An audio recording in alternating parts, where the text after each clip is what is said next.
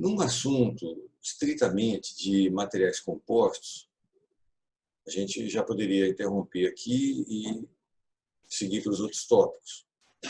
Tá? No entanto, aqui vale a pena voltar um pouco no tempo e lembrar que, antes de haver materiais compostos de alto desempenho, igual aqueles que nós estamos tratando aqui, já existiam placas, painéis e cascas ortotrópicas. A placa de aço ortotrópica, isso não é, você já deve ter visto isso muito, talvez não tenha se dado conta. São as chamadas grelhas ou placas com nervuras, stiffeners. Aqui tem ilustrações disso. Você tem uma placa, por exemplo, com uma espessura uniforme, e nervuras em uma direção ou cruzadas, numa disposição dessa, algumas vezes em que essas nervuras são todas iguais, outras são uma diferente das outras, etc. O espaçamento pode ser diferente também em certas posições. Você tem uma configuração dessa, que é uma grelha, que é uma placa reforçada, simétrica, mas pode ser construída, muitas vezes é construído ela não simétrica. E essa configuração aqui é bastante usada. Outras situações que você tem disso aqui é quando não tem a placa, que aí é como se chama exatamente grelha. A grelha é quando você não tem a placa, ela é vazada. Ela é só o quadriculado de barras de aço, por exemplo, ou madeira, alguma coisa, soldadas umas às outras. É o que você vai ver, por exemplo, em andaimes, em plataforma de petróleo, em coisas assim. Esse tipo aqui, em que você tem a placa e o reforço só de um lado, é comum quando você tem, por exemplo, a necessidade de vedação numa casca, num reservatório, num vaso de pressão, em que você tem a parede e você tem algum motivo para colocar nervuras, por exemplo, circunferenciais, ou circunferenciais e longitudinais também, certo? Então, o que acontece? Por que eu estou colocando isso? Porque se a situação é de ortotropia da placa ou da casca, então, mesmo que o material seja isotrópico, mas você pode ter uma placa ortotrópica. Veja curioso, o material é isotrópico e a placa ortotrópica. Nessa situação, você pode usar esse ferramental que nós acabamos de desenvolver aqui, nesse capítulo. Certo? Vou apenas listar aqui os detalhes que vocês têm no livro. Basicamente, o processo significa você fazer cálculos, usando a geometria desses elementos aqui, para identificar as matrizes A, B e D do laminado. Certo? A partir daí, você faz os cálculos de uma maneira bastante similar àquilo que foi feito nesse capítulo para laminados. Então, se a placa é simétrica, essa matriz B é nula, e aí, então basta calcular essas matrizes A e D.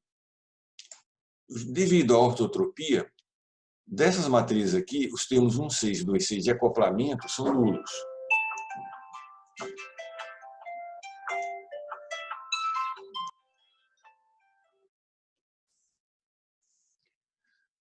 São nulos, né? Esses termos 1, 6, 2, 6 de acoplamento devido à ortotropia. Então, vai precisar calcular os 4 termos de A e os 4 termos de D, a partir dessa geometria aqui. Como que isso, uma das maneiras que tem de fazer? Primeira coisa é que se identifica essas matrizes aqui para a placa, se ela existir. Então, se é uma placa de espessura uniforme, você usa aquela formulação anterior, vai ser como tratar de uma placa com uma única lâmina, e essa lâmina homogênea isotrópica, então o cálculo fica bastante simples. Tá?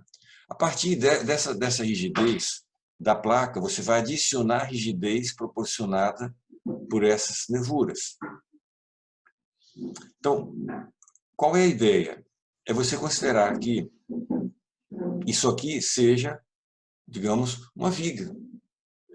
Observa essa nevura que vai daqui para lá. Você considera isso como uma viga que tem uma rigidez de flexão no próprio plano dela. E essa rigidez você consegue calcular. Certo? Vai depender de quê? Da espessura dessa viga, da altura, né, dela, que é essa altura H grande aqui, do modo de elasticidade do material, o I, né? Isso vai lhe dar a rigidez dessa viga aqui, você vai somando com a rigidez dessa, etc., por unidade de comprimento. Então, tem todo um processo aqui de raciocinar para adicionar a rigidez de uma sequência de vigas longitudinais na rigidez total A da placa reforçada. Feito isso, você vai pegar as vigas transversais, fazer um processo similar quanto à flexão, você vai encontrar esses complementos aqui.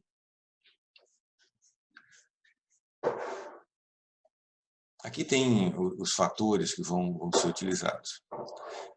Vai existir alguns, por exemplo, no caso dos termos, isso aqui caracteriza o cisalhamento coplanar da placa reforçada. A formulação vai indicar a necessidade do cálculo desses valores que são momentos de inércia torsional. Se você pegar uma viga de seção retangular, você vai ter também uma rigidez torsional. Então, essa rigidez torsional dá para ser estimada usando soluções de teoria de elasticidade para vigas de seção uniforme, retangular, e se consegue criar uma formulação aqui. Certo? Estou dando só uma passada geral sobre isso. E, no caso de grelhas assimétricas, é feito o cálculo como se ela fosse simétrica e depois adicionando termos da matriz B de acoplamento. Então, isso é o que nós vemos nessa parte aqui de placas de material isotrópico, porém, uma placa ortotrópica.